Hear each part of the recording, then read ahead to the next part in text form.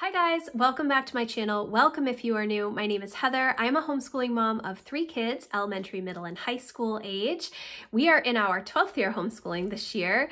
If you are not subscribed, I would love for you to hit the subscribe button and the notification bell so you are notified of all of my future videos. Today, I am going to be sharing why I stopped using my PowerSheets.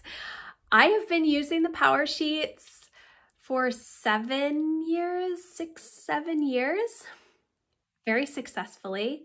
And I have loved the PowerSheets. And I love the Cultivate What Matters brand, business. I love all of the stuff that they share. And these PowerSheets have been super helpful to me over the years.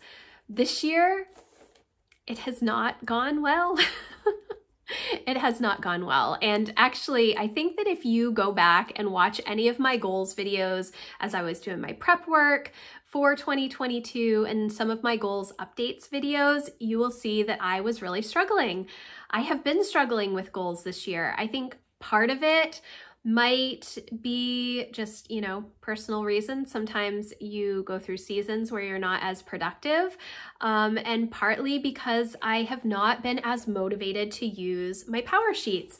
Now, I think that the last time that I used my PowerSheets, let me see.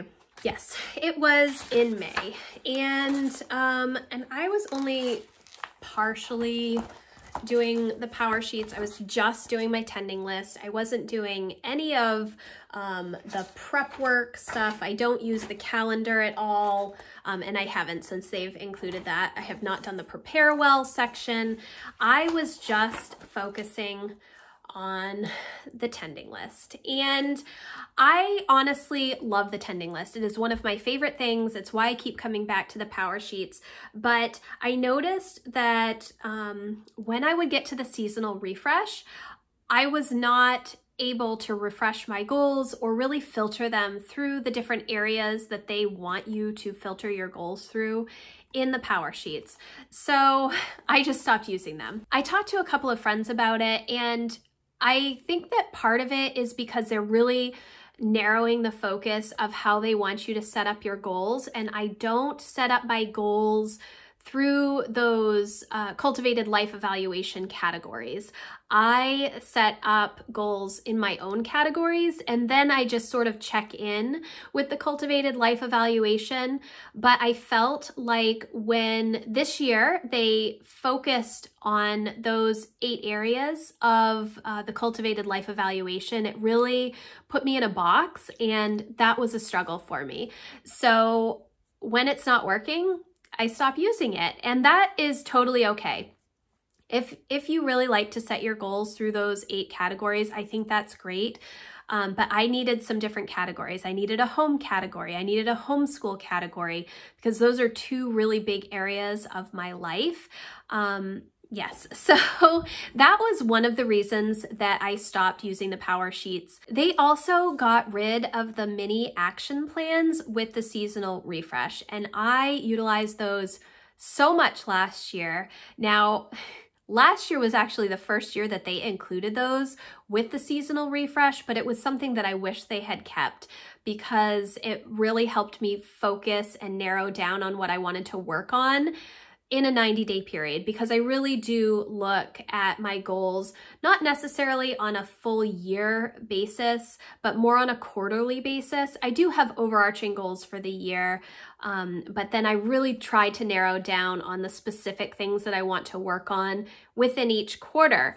Not having those action plans in my PowerSheets was a struggle for me. Now, they have something called Goal School, where you can go on and do all kinds of printables, and the mini action plans were one of those printables, but I am not a person that prints out a lot of things and then uses them. I want it already bound in the PowerSheets so that I don't have to go to the extra effort of printing out something and then trying to figure out where I'm going to put that thing. So Is that a little bit of laziness on my part? Yes. But at the same time, I feel like I'm spending so much money on the power sheets. I don't want to then have to go and print something else out to feel like I'm utilizing the power sheets well. So those were my main issues with the power sheets this year. Does that mean that I'm not going to purchase them in October? No, I'm still going to purchase the new power sheets because I'll be interested to see if they make changes or if they are the same. I will still go through the prep work. I really enjoy that process. I like to deep dive on those types of things. It's really interesting to me to kind of figure out why I'm thinking about things the way that I am and the things that I find most important at that point in time. Now, the other reason that I feel like I've kind of stepped away from the power sheets is partly because Lara Casey, the creator of the power sheets and the CEO, I guess, of Cultivate What Matters, has taken a huge step back in the past few years. Or maybe it's just been a couple of years, but it seems a little bit longer. Now, obviously, it is her company. She does not have to be front and center all of the time, but that personal connection with Lara Casey was so helpful to me as I started my Power Sheets journey several years ago. I've always been a goal setter. I love writing goals. I've been writing goals on my website since 2011. You can go back and see some of my crazy goals way back when. I really enjoy it, but when the power sheets when I learned about the power sheets and I saw how involved Lara Casey was and sharing every month about all of her goals and the steps that she was taking, I felt a personal connection, and it really encouraged me to continue using the power sheets. Now, she has stepped back a lot. Her team is wonderful, but it's just not the same. And so I kind of felt like, I'm not really interested because I don't know what she's doing, or I'm not seeing other people implement similar goals or anything like that. So I kind of just took a step back. I did not write out any goals for June. I did not do a tending list at all. I did try to do the summer refresh in the power sheets. It didn't go well. So what I ended up doing was grabbing my little notebook. I have it's just a very small lined notebook for note taking that I use every year. I do a new one every year. And I went through all of the goals that I had written for the start of 2022, and I wrote down what went well or what was going well with those goals, and then challenges that I was having associated with those goals, and if there were changes that I wanted to make to my goal, or how I was viewing the goal, or what I thought progress should look like, because sometimes, life circumstances change and your goal may be one thing, but what you thought you would accomplish within that goal changes, and that's always okay, which is why I love the seasonal refresh and why I try to do a quarterly refresh, or just re-looking at my goals periodically throughout the year so I can make adjustments as I'm going. So that's what I did. And so when I'm using this little notebook, I'm not going to write things down in my power sheets because I feel like it's redundant, and the power sheets just weren't helping me anymore. So I started using this little notebook and writing down my goals again, and just trying to make lists of things within those goals that I still wanted to do, where I could make changes, where I could make efficiencies in time management, because time management is a big part of goals. Even if time management itself is not your goal, just to make sure that you're able to have the time you need to work on the goals. Some of that is challenging. So that's what I did. And then I got my new life planner from Erin Condren this year, and I was not sure what I was going to do with the dashboard pages. So I decided to set it up like the tending list. And a couple of other things to see if that would work for me. And so I was really pleased with how it went. Now you can look and see that I did not accomplish everything. I did not finish filling it out for the month of July. And I think part of that is because we were busy. Some things came up that were unexpected towards the end of the month, and that was a little bit challenging, but I did start to really enjoy setting up these sheets for the new month. So I'm going to share it with you. Now, I set up this side essentially the same as attending list. It's the same as attending list. It has monthly action items, weekly action items, and daily habits. I have just as much space on these lines as I do in the power sheets. It's definitely not as neat, kind of freehand it, and obviously I do not have the neatest handwriting. That's okay, because to me it is not necessarily about being beautiful, but it is about understanding what needs to be done. So I will go through what I have for August. Now, obviously we are mid-August and I have not filled this out at all. And again, this is because I filled this out prior to August starting, and we have just had a bunch of crazy stuff going on. Our car died unexpectedly. It shouldn't have been unexpected. We've had it for 16 years, but we figured that it would still be able to be fixed. That was not the case. So we were in a crunch and needed to purchase a new car. And I don't know if you've tried to find a car lately, but it's hard to find a vehicle. And so that threw a huge wrench into our plans. We had a bunch of weekend stuff going on. We just had Jack's birthday. It's been busy. So I do need to go through and fill in some of this stuff. So the first thing on my monthly action items is the first day of homeschool. As of filming this video, we have not had our official first day of homeschool. We have had our slow start, which was in my July tending list. Actually, I think, yes, homeschool slow start in July 11th. That did happen, and we have been doing school, but we have not had our first official day where I do all of our back to school traditions and give the kids their new school supplies and have all of our subjects going. We're almost in all of our subjects. Emma still needs to start geography and constitutional literacy, but everything else we have been doing. And Jack needs to start science, but everything else we've been doing. That first day of homeschool is going to be soon, I promise. The next thing on my monthly action items is the kids' bedrooms. They have been a disaster.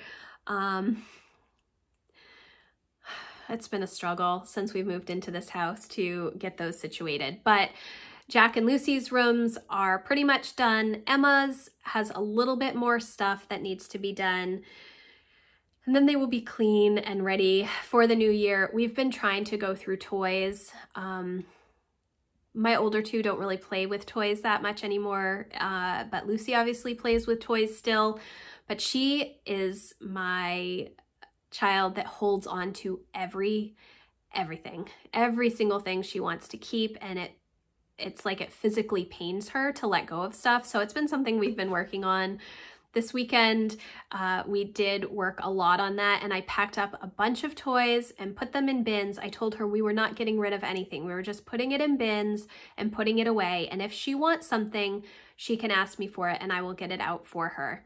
My thinking is that eventually she will just let go of those toys because she will not remember that she has them. She doesn't use them. These are things that she really does not play with, but she doesn't want to get rid of them. So yes, the next thing on my list is to log my books in the Library Thing app. I have a video all about logging my homeschool books, which has been so good.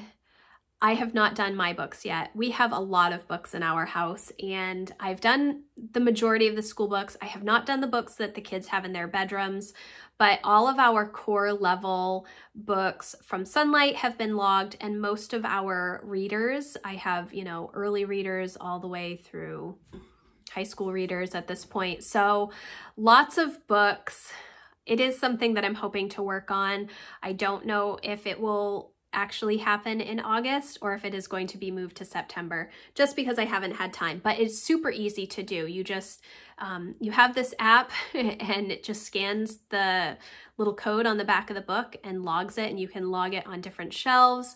And then on the website, it has all kinds of really interesting information. You can show graphs and charts on how your books line up through like the Dewey Decimal System and the different genres that you own, and all kinds of really, if you're kind of a nerd like I am about those types of things, it's really interesting to see. The next thing on my monthly action items are some Townsend House related things, scheduling August and September content, which I have struggled with this month. I have not really done anything at the beginning of the month.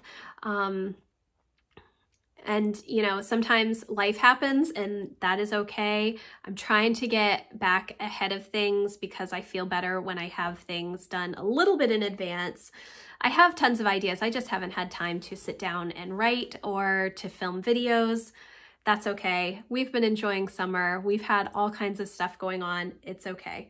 And then I need to make decisions on a new theme for my website and if I want to change any colors.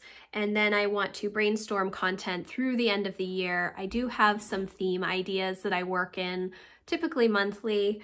The next thing on my list is to implement the cleaning card system from A Bowl Full of Lemons.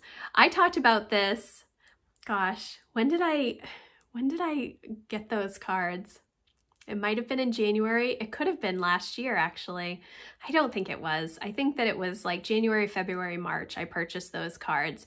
She has this whole cleaning card system where you end up going through your whole house, I think in like a 12-week period, and you hit on every single room. Each week you have a different area of your house. Kind of reminds me of the Fly Lady method, but I have not implemented that at all. And I was hoping to do that. I think it's actually my focus. No, it's my focus for the last week of the month. So there's still time. There's still time. I can do it. I want to print out a new chore chart for the fall. The kids have chores that they do every single day. And usually it helps for me to have a new chart whenever I switch over chores, so that until they get comfortable with them. So I will make a chart and just laminate it. I already have the chores and they're already doing them, but I just haven't printed out a chore chart. So maybe I don't need to, but I think that that would take away some of the what do I need to do mom stuff, which is the whole point. I don't want to have to answer those types of questions. And then the last thing on my monthly action items is my planning day, which if you've been watching any of my videos, I do it like the last or fourth Thursday of the month.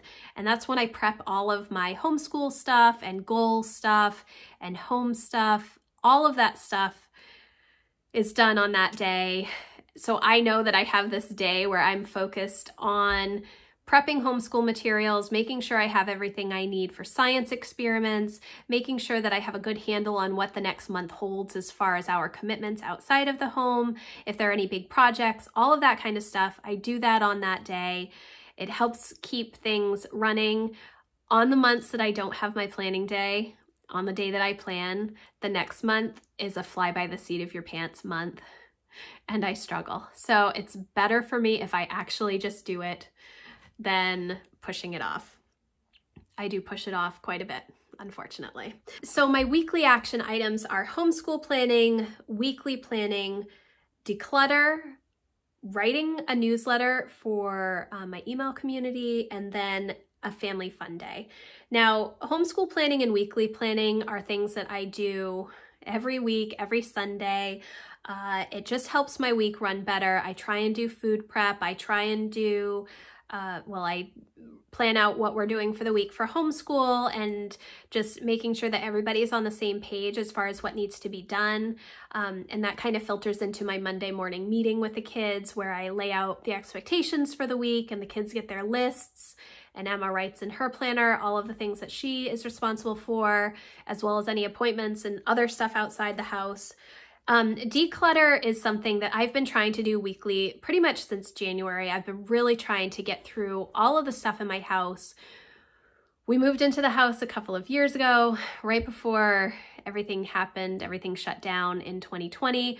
We moved like 2 or 3 weeks before that. And so we are slowly getting through some of the stuff that we just really put off because other things were going on. So I still need to do that. We've let a lot of junk into the house over the past couple of years, and I just don't want to see it anymore. I really don't.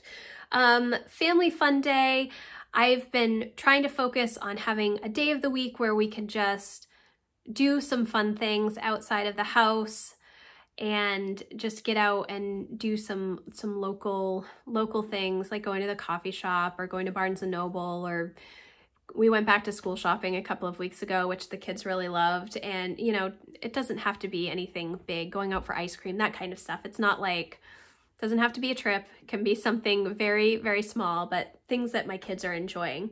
Then for my daily habits, I have Bible, plan, close my rings on my Apple Watch, which I also had that for July, and I did that almost, I think from the last Monday in June through the last Monday in July, I closed my rings every day. And then I had a few days of just upheaval of things going on with the car stuff so I did not close my rings. And I have not done so great this month either, but I'm trying to get back into the habit. I really like to close my rings every day.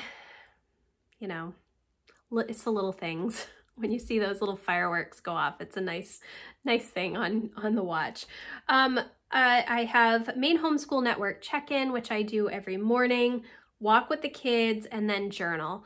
I have been doing most of these things. I have not been journaling. I've been journaling, you know, once a week pretty much, but it has not become a daily habit. And this is something that I have wanted to be better at since last year. Really, since I moved, I got out of my journaling habit. I was really good for years about journaling every morning, but that has kind of moved to more of my planning, and I am spending my mental energy on getting my to-do list written and stuff like that. So I'm not doing as much journaling where I write down all of the things like brain dump and just my feelings and all of that stuff. I just haven't been doing it. It is something that I'm hoping to get better at. As we get back into school, I'm trying to get the kids into a writing practice every morning where they either do a narration, like a written narration of what they've read the day before, or a story that they want to write, or anything. And I'm hoping that as we are getting back into our school rhythm, I will also have time to sit down at the table. We'll all just sit down and write together. Yeah, that is my plan. We shall see. It's not quite there yet, but we still have time. So then on this next page, I have a section for watching, a weekly focus, to buy, and then I do have the football schedule down here. And then this is just a section where last month what I was doing was checking off every time I closed a ring and then writing out how many steps I did that day. I think I do want to continue doing that, just tracking either my steps or calories burned, as well as a check for each ring that I close. So obviously I haven't actually done it yet, but all that information is saved in my phone and it'll just be a record. I tend to check in with this maybe weekly. I don't do it every day, but it does sit behind me right here. So I do see it when I'm coming in and out of my office. That, as well as my monthly calendar, are the two things that I look at most frequently. So for the watching section, I write down all the movies that are coming out that I want to see, whether they are TV movies. Emma and I love to watch Hallmark and Hallmark Movies and Mysteries, and all the Christmas movies. I know it's only August, but we love that. So I write down all of those movies and the day that they come out. And then if there are new release movies that I want to see in the theater, we don't really go to the theater that much. So it's more of like when I can purchase those movies. Some movies I do want to see in the theater. We did go see Maverick in the theater, which was great. I really enjoyed that. Definitely recommend it. And then I do write the football schedule down because I'm a huge Patriots fan, and also now we watch Tampa Bay because of Tom Brady. If he actually continues playing, we'll see. So I have the football preseason games, and then I do write the schedule on the Big Family calendar because it's something that we all enjoy doing on Sunday afternoons together. Then the weekly focus section, obviously some months have 5 weeks, and this only has four little checks for writing something down, but I figured it would be a good weekly focus. The first week is first day of homeschool, which did not happen. The second week is kids' bedrooms, and that actually has happened, so I'm going to check that off. So I'm filming this on August 14th, so we're mid-month at the moment. So next week I'm hoping to log my books. I don't know if that's going to happen because I think we are going to be having our first day of homeschool this week. So my logging of books may get pushed off to September or the 4th week. The 4th week my focus is on the cleaning cards. I don't know if I'm going to do it. Maybe I just need to throw them out because they're not really going to be implemented, but it is my hope. It's such a good system. I'm trying to get into this perfect space to start it, and that's not how I should look at it at all. I should just start. That is what you ought to do. Maybe I need to read that Jon Acuff book, Start, again, and then maybe I will just get to it. So I have a to buy section, and that's mainly things that, not big purchases, but like I need to get sneakers for myself. I had to buy sneakers for Emma. I'm looking for new side tables for our living room and the basement den for the kids. And I need to get hardware cloth for our chicken run so that the chickens are safe when we are away from the house from predators.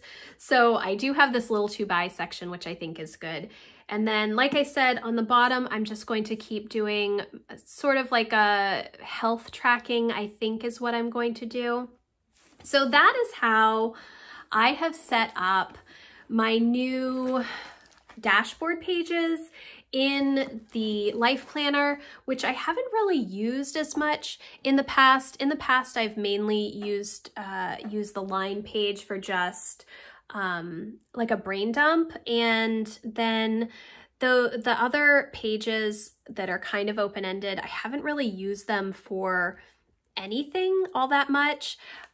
So it's good to have something to do with those pages, and I really like how they turned out. I like the colors that I use, so it's really bright and cheery.